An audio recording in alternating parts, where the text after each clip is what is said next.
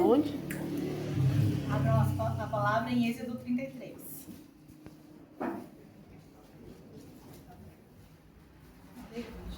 As muitas lutas de aquele está o meu bom Senhor.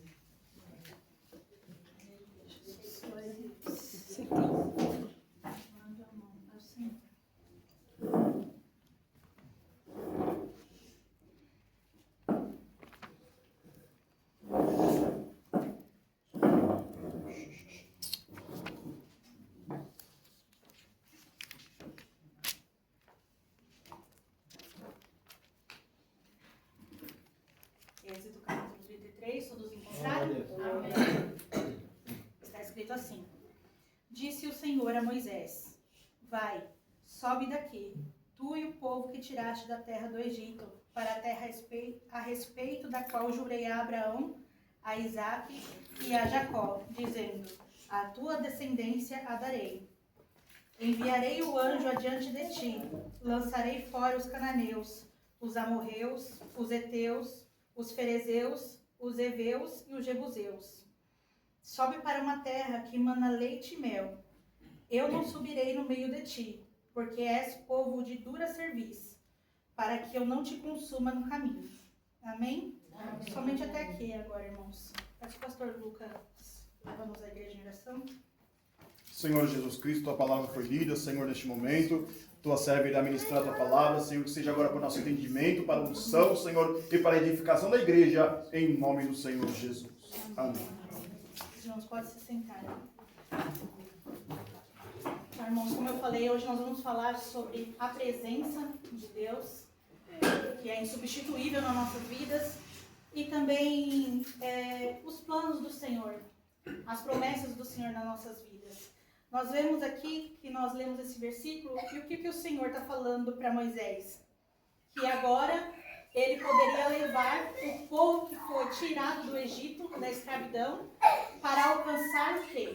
A terra que foi tão almejada, que foi tão esperada por anos.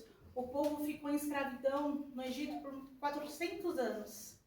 O Senhor prometeu essa terra a Abraão, a Isaque e a Jacó, como ele disse aqui. E agora chegou a vez deles possuírem essa terra, e o Senhor estava falando para eles, dando a certeza que eles tirariam todos os impedimentos da frente. Eu tirarei os cananeus, amorreus, heteus, fariseus, heveus, jebuseus, e vocês poderão ir lá e tomar posse dessa terra que emana leite e mel. Só que teve uma coisa que o Senhor falou, que mudou a trajetória deles. O Senhor falou: eu vou dar a vocês a terra, porque eu prometi, porém eu não vou subir com vocês, porque vocês são um povo de dura cerviz, um povo duro de coração. E é sobre isso que eu quero falar com os irmãos. O Senhor, ele tinha, como eu disse, prometido desde Abraão. A promessa surgiu para Abraão. Eu até marquei aqui os versículos. Em Gênesis 12, o Senhor fala para Abraão: sai dessa terra, no meio da tua parentela, que eu te mostrarei uma terra, e ali eu te edificarei, e os seus descendentes a habitarão. E também o Senhor falou a Isaque, que está em Gênesis 26, a Jacó, em Gênesis 35, e essa foi a geração que foi passando, e as promessas de Deus sendo levadas. E o povo ali na escravidão, imagino eu, dia após dia, cada sofrimento, cada angústia que eles passavam ali como escravos, quando eles estavam perto a desistir, perto a desfalecer, vinha a lembrança. Eu estou passando por isso, mas o Senhor prometeu que nos dará uma terra que será nossa. Hoje, aos olhos de todos aqui, ao nosso redor, não temos direito de nada. Daqui vamos para a morte. Mas o Senhor nos prometeu uma terra, desde Abraão, e nós iremos possuir, porque eles tinham essa confiança, porque foi Deus que tinha dado essa promessa para ele. E nós temos promessas do Senhor na nossa vida, né? E também temos sonhos que deixamos nas mãos de Deus. Temos projetos que deixamos nas mãos de Deus. Às vezes vem projetos da nossa família de gerações. Minha mãe menciona que quando ela estava gestante do Lucas, de mim também, ela fala que ela passava a mão na barriga e consagrava, falava, esses meus filhos vão ser pregadores da palavra do Senhor. Um exemplo, né? E tem muitas coisas que vêm de gerações de família, heranças de família. E aqui também, né? Estava vindo de gerações. E imagina, irmãos, nós, há muito tempo esperando algo. Imagina vocês, irmãos. Não sei o que vocês pediram para Deus, não sei o que vocês fizeram um propósito com Deus, quais são os planos dele para com vocês, mas eu sei que cada um tem um particular com Deus. Cada um tem algo que o seu coração, ele almeja perante Deus e ora todos os dias para o Senhor. Agora vamos imaginar que nós estamos chegando nessa situação em que nós vamos alcançar o que a gente tanto esperou. Seja uma cura, às vezes não só para nós, como alguém da nossa família. Às vezes a gente queria uma porta de emprego, algum emprego dos sonhos, né? Crianças, principalmente, com um grupo de crianças, eu vejo, eles almejam tantas coisas, tantos sonhos, né, Bê? O que você quer ser quando crescer, Bê? Policial, o Bernardo quer ser policial. Olha só, a gente tem tantos sonhos desde pequeno. Às vezes ter uma casa, morar numa cidade específica, né?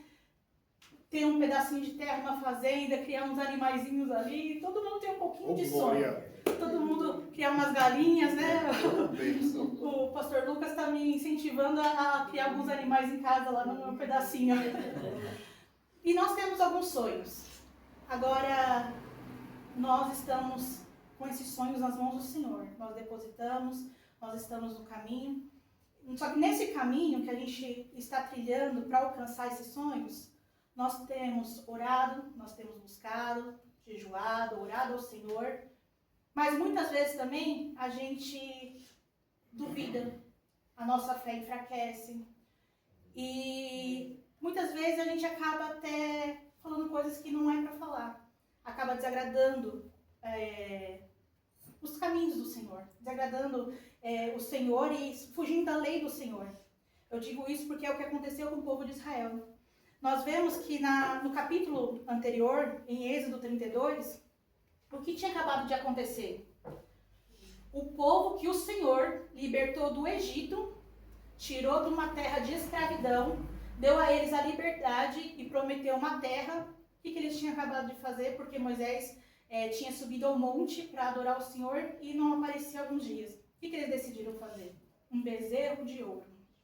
Eles decidiram, então, colocar um Deus ali para poder adorar. Aquele povo que tinha que estar, sem dúvida nenhuma, né? Deveria estar 100% confiante no Senhor, esperar ali, porque olha só o que eles viram. Eles viram na frente deles o mar se abrindo. Primeiro que eles viram todas as pragas atingindo o povo ao redor e nenhuma atingiu a sua casa. O Senhor livrou eles de todas as pragas. O Senhor deu ordem e o mar se abriu à sua frente, eles passaram. A fumaça do Senhor estava com eles, a coluna de fogo estava com eles. O Senhor fazia com que o maná descia. Eles tinham tudo ali, tudo que eles precisavam, o Senhor estava ali e supria. A presença do Senhor estava com eles. Mas no primeiro momento que eles fizeram, eles duvidaram que Moisés não iria mais vir e precisaram de algum Deus ali para adorar. E disseram ser o Deus que tirou eles do Egito. E o Senhor falou, vocês podem subir, porque eu sou um Deus que não volta atrás. Eu prometi para Abraão, eu prometi para Isaac e prometi para Jacó. Então, como eu prometi, aqui está a terra, mas eu não vou subir com vocês.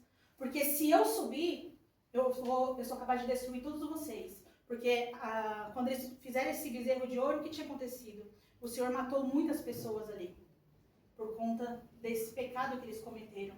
Então o Senhor falou, vão vocês, porque se eu for, eu vou matar vocês. Porque olha só o que vocês estão fazendo. O Senhor ali, ele estava numa tristeza profunda contra o seu povo. Mas irmãos, é esse ponto que eu quero chegar com os irmãos, e é esse ponto que me marcou tanto. É esse versículo em si que ficou me chamando esses dias. Moisés, ele fala assim, ó, no versículo 15 do capítulo 33, ele disse assim, depois disso, Moisés saiu, teve um particular com Deus na sua tenda, e o Senhor falou com ele. E Moisés falou, se a tua presença não for conosco, não nos faça sair desse lugar, nós não subiremos. Moisés, ele enxergou algo que talvez muitos ali não tinham enxergado. Porque o que adiantava eles terem saído do Egito, ter sido libertos do Egito, ter vindo tantas manifestações da glória de Deus, o Senhor ter feito tantos milagres na vida deles, eles terem chegado até ali, e quando for para eles pegarem a bênção, o Senhor não estar mais. Irmãos, isso é tão forte, foi tão impactante para mim, porque às vezes a gente faz planos, eu quero fazer isso, quero fazer aquilo, mas Deus está se agradando disso? O Senhor está nos teus planos? Você colocou o Senhor no centro dos seus planos? Porque é muito fácil, planos a gente faz a qualquer hora do dia, a gente escreve em qualquer papel, mas o Senhor está no centro? O Senhor está a favor dos nossos planos? Aqui o Senhor, ele se entristeceu com o povo que ele tinha tirado do Egito e disse que a presença dele não nos acompanharia. E Moisés fala assim ainda para Deus, Senhor, se a tua presença não for conosco, nós não sairemos daqui. Porque o que adianta a gente sair daqui e ir para o Egito? O que vai fazer de diferença entre os outros povos que a gente passar? As nossas vestes? As nossas roupas? O nosso jeito de falar? Nosso jeito de andar? Não. Às vezes a gente pode pensar, né? É tudo um exemplo, irmãos. Mas eu me visto assim, então eu faço diferença por causa da minha roupa. Eu faço diferença por causa do modo que eu falo. Mas na verdade, não interessa a roupa que você usa, não interessa. Se você não tiver a presença de Deus, você não tem nada. Nós somos vasos vazios. A presença de Deus é suficiente e única para nos encher e fazer a transformação que a gente precisa. O brilho de Cristo, o brilho diferente, a beleza diferente que as pessoas muitas vezes enxergam na gente, que as pessoas veem fora, é a presença do Senhor. E se a gente tiver para alcançar as bênçãos do Senhor, como eles estavam aqui, a promessa de Deus estava se cumprindo na vida deles, se a gente tiver um passo, se você tiver um passo de alcançar o que você tanto pediu a Deus, o que você esperou a sua vida toda, e não tiver a presença de Deus, não vai adiantar de nada, não vai servir para nada, porque o Senhor, ele tem que ser o centro, ele tem que ser a base, ele tem que estar presente, porque sem o Senhor, o que seria de nós sem o Senhor Jesus? E olha só o que o Senhor responde para Moisés. Vou voltar aqui no versículo 12. Disse Moisés ao Senhor, tu me dizes, faze subir este povo, porém não me deste saber a quem hás de enviar comigo. Contudo, dissestes, conheço-te pelo teu nome, e também achaste graça aos meus olhos. Agora, pois, se achar graça aos teus olhos, rogo-te que me faça saber neste momento o teu caminho, para que eu te conheça e ache graça aos teus olhos. E considera que esta nação é o teu povo. E respondeu-lhe, a minha presença irá contigo, e eu te darei descanso. Então disse Moisés, se a tua presença não for comigo, não nos faça subir deste lugar.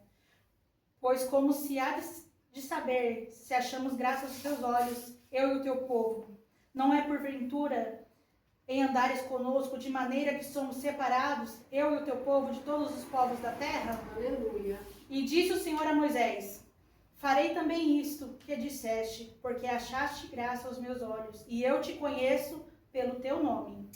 Então ele disse, rogo-te que me mostres a tua glória. Respondeu-lhe, farei passar por toda a minha bondade diante de ti, e te proclamarei o nome do Senhor. Terei misericórdia de quem eu tiver misericórdia, e me compadecerei de quem eu quiser compadecer. E acrescentou, não me poderás ver a face, porquanto homem nenhum verá a minha face e viverá. Mas disse mais o Senhor, eis que um lugar junto a mim, e tu estarás sobre a penha. Quando eu passar a minha glória, eu porei numa fenda da penha, e com a minha mão te cobrirei. e até que eu tenha passado. Depois, eu tirando a mão, tu me verás pelas costas, mas a minha face não haverá. Olha só, irmãos, que tremendo que é essa palavra, né? Concluindo aqui esse capítulo 33. O Senhor, ele falou que não subiria mais com o povo, porém Moisés, ele teve um particular com Deus. Moisés, ele foi, entrou na tenda, e aqui a palavra, depois os irmãos leem com mais detalhes, com mais calma, fala que o Senhor descia para falar com Moisés como um amigo conversa com o outro. Olha que tremendo, irmãos, isso. Olha que intimidade é essa. O Senhor falava com Moisés como um amigo fala com você. E Moisés pediu ao Senhor que o Senhor olhasse com misericórdia, né, para esse povo, olhasse com misericórdia para ele. E o Senhor falou para ele: eu achei graça aos meus olhos e eu te conheço pelo teu nome. Por isso, a minha bondade vai diante de vocês. E o Senhor ali, ele acompanhou. E Moisés pediu o que para o Senhor? Mostre-me a tua glória. E o Senhor falou: certamente a minha face você não pode ver, porque homem nenhum pode ver minha face e continuar vivo.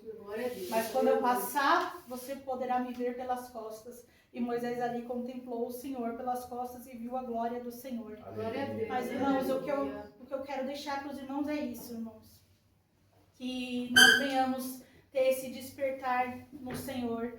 E eu passava, olhava, hoje de manhã principalmente, eu passei e olhei as pessoas indo trabalhar, todo mundo naquela pressa, as empresas abrindo ali no caminho que eu estava passando, todo mundo com um destino ali preparado. E eu falei, quantas pessoas será que deixaram o seu dia, né, nas mãos do Senhor?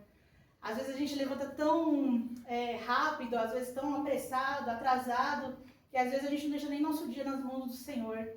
E isso veio de lição para mim, irmãos. E eu espero que os irmãos tenham recebido. Amém. Que nós venhamos deixar o Senhor como centro da nossa vida. Amém. Como centro dos nossos propósitos, dos nossos sonhos.